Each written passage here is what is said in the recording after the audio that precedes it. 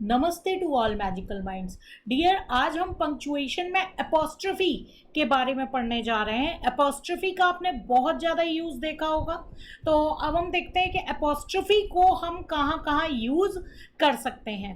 तो सबसे पहली बात पोजीशन मतलब अगर हम ये बता रहे हैं कि सपोज एक पेन है वो राहुल का है, मतलब कि किसके पोजीशन में, पेन किसके पोजीशन में, राहुल के पोजीशन में, तो आप उसको क्या लिखेंगे, Rahul's pen. Alright, Rahul's pen, यानी कि नाम के आगे अपोस्ट्रोफी के साथ आप वहां पे क्या है एस लगा देंगे। राइट, ऐसे ही नेक्स्ट देखिए, my mother's brother's wife, my mother's brother's wife, यानी कि किसकी बात कर रहे हैं, मामी की बात कर रहे हैं। यहाँ पर अगर हम हिंदी में बोले तो मदर्स ब्रदर्स वाइफ, यानी मदर के ब्रदर की वाइफ की बात यहाँ पर की जा रही है। तो आप ऐसी लैंग्वेज, ये एग्जांपल मैंने आपको इसलिए डाला क्योंकि आप इंग्लिश में ऐसी लैंग्वेज जब ब्लड रिलेशन की रीजनिंग सॉल्व करेंगे तो आपको वहाँ पे ऐसी लैंग्वेज मिलेगी। तो इसका इंटरप्रिटेशन क्या है, मदर के भाई की वाइफ। राइट, तो यहाँ पे आप दिखा रहे हैं कौन किसका रिलेशनशिप है या किसके साथ क्या रिलेशनशिप है। राइट, तो मदर्स का भाई, जैसे राहुल का पेन। राइट, तो यहाँ पे क्या है, मदर के भाई की वाइफ। राइट, नेक्स्ट देखते हैं, श्वेता टॉप, यानी श्वेता का टॉप, यानी टॉप किसका है, श्वेता का है। बॉयज शर्ट, यानी बॉय की शर्ट। राइट, लेकिन अगर हमें बोलना है बॉयज शर्ट, बॉयज शर्ट भी बोल सकते थे। तो यहाँ पे सारे बॉयज कम्युनिटी की बात हो रही है, यहाँ पे किसी एक पर्टिकुलर बॉय की बात हो रही है, तो वहाँ पे आपने क्या लगाया, बॉय के बाद आपने अपोस्ट्रोफी जो है वो आपने लगाया, उसके बाद आपने एस लिखा, तो यहाँ पे हुआ बॉयज शर्ट। लेकिन एक पूरे बॉयज, सारे बॉयज़ की अगर बात हो रही है तो यहाँ पे आप क्या है, बहुत सारे बॉयज़ की बात हो रही है, तो यहाँ पे आपने देखा अपोस्ट्रोफी एस के बाद लगाया। जैसे कि आपने देखा होगा लेडीज़ कंपार्टमेंट, तो लेडीज़ कंपार्टमेंट में लेडीज़ यानी प्लूरल फॉर्म लिखने के बाद हम क्या है अपोस्ट्रोफी लगाते हैं। तो अगर प्लूरल को हमें दिखाना है, राइट, तो यहाँ पर आप जो अपोस्ट्रोफी का यूज़ है वो एस के, मतलब कि जो एस के बाद करेंगे, प्लूरल के बाद करेंगे। राइट, अब यहाँ पे जैसे विकास वॉच। राइट, अब यहाँ पे आपके पास दो ऑप्शन है, क्योंकि ऑलरेडी यहाँ पर एस आ रहा है, तो अलग से अपोस्ट्रोफी एस लगाएं ना लगाएं, आप लगा भी सकते हैं और आप नहीं भी लगा सकते हैं इस केस में। राइट, तो अगर किसी चीज़ के नाम के एंड में ऑलरेडी एस है तो आपको अपोस्ट्रोफी एस लगाने की ज़रूरत नहीं है, आप लगा भी सकते हैं और नहीं लगा सकते हैं, क्योंकि इसको हम नॉर्मली पढ़ेंगे विकास वॉच। राइट, इतनी चीज़ आपको क्लियर हो रही होगी कि इसको हम नॉर्मली पढ़ेंगे विकास वॉच। यहाँ पे विकास की स्पेलिंग गलत है। राइट, तो आप नॉर्मली पढ़ेंगे विकास वॉच। राइट, क्योंकि ऑलरेडी यहाँ पर एस लगा हुआ है। अब दूसरी हम बात करते हैं कंट्रैक्शन। कंट्रैक्शन क्या होता है कि आप अगर शब्दों को छोटे फॉर्म में बोलते हैं, राइट, जैसे कि डू नॉट ना बोल के आप कभी आपने देखा होगा उसको डोंट। ऑलराइट, विल नॉट को वोंट, इट इज को इट्स, कैन नॉट को कांट। ऑलराइट, आई विल को आइल, आई हैव को आई, यू आर को योर। राइट, या डिड नॉट को डिडेंट। आपने बहुत सारे इंग्लिश में ऐसे कंट्रैक्शन जो है सुने होंगे। तो जब भी हम कंट्रैक्शन लिखते हैं, राइट, तो हम अपोस्ट्रोफी का यूज़ जरूर करते हैं। राइट, तो कहाँ के से, जैसे नॉट में ओ गायब करने के लिए एन और टी के बीच आप जो है अपोस्ट्रोफी का यूज़ करते हैं, तो कंट्रैक्शन के लिए हम अपोस्ट्रोफी का यूज़ करते हैं। इसके अलावा अगर हम देखें कॉन्ट्रैक्शन में, जैसे कि ऑफ के लिए आप, जैसे आपने देखा होगा जब हम टाइम बताता है तो 7 o'clock। राइट, या आपने यहाँ पे देखिए विल ऑफ द विश।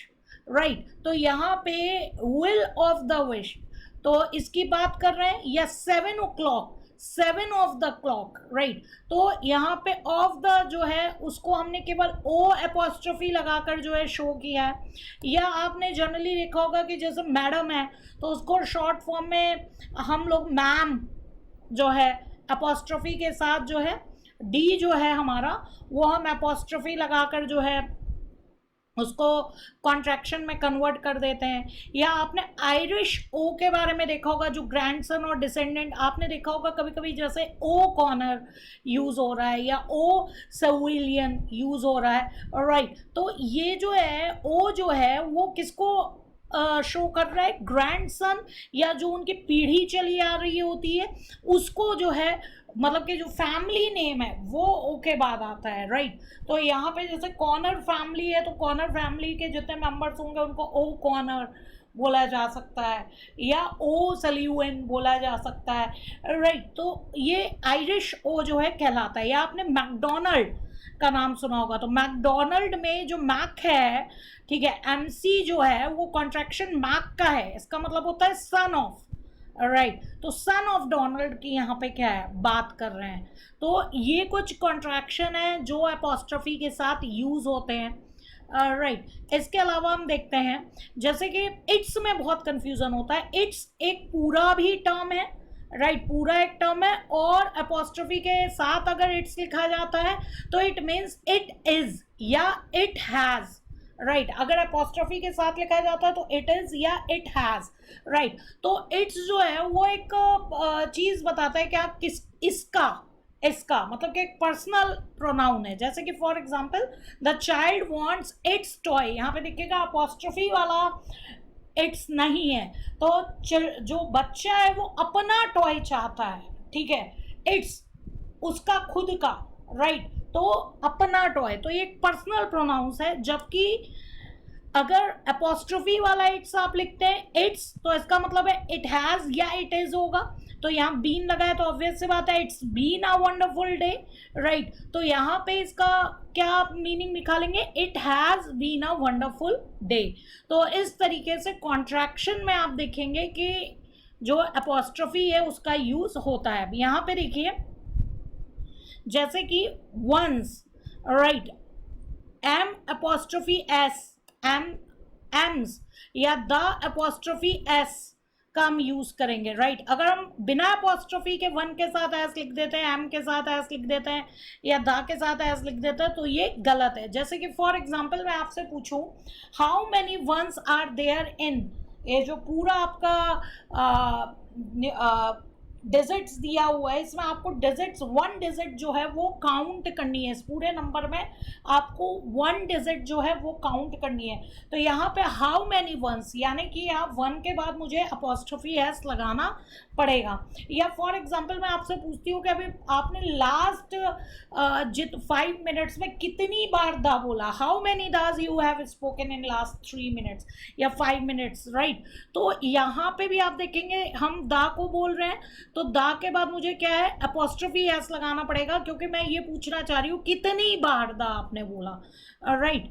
तो या how many M's are there in tomorrow, how many M's are, यानी टुमारो में कितनी बार एम आया है। तो जब हम ऐसे यूज करते हैं अपॉस्ट्रोफी एस का तो वहाँ पे हमें जो भी चीज़ हम जैसे वन पूछना चाह रहे हैं या एम पूछना चाह रहे हैं या और कोई लेटर पूछना चाह रहे हैं या वर्ड पूछना चाह रहे हैं तो वहाँ हम अपॉस्ट्रोफी एस का यूज़ करेंगे। और ज़्यादा क्लैरिफाई करने के लिए हम इन्वर्टेड कॉमा का भी यूज़ यहाँ पर कर सकते हैं ताकि एकदम क्लियर हो जाए कि हाँ आप क्या पूछना चाह रहे हो। तो राइटिंग में अपॉस्ट्रोफी का बहुत अच्छा यूज़ है, राइट। आई होप आपको इतना समझ में आ गया होगा। Thanks dear.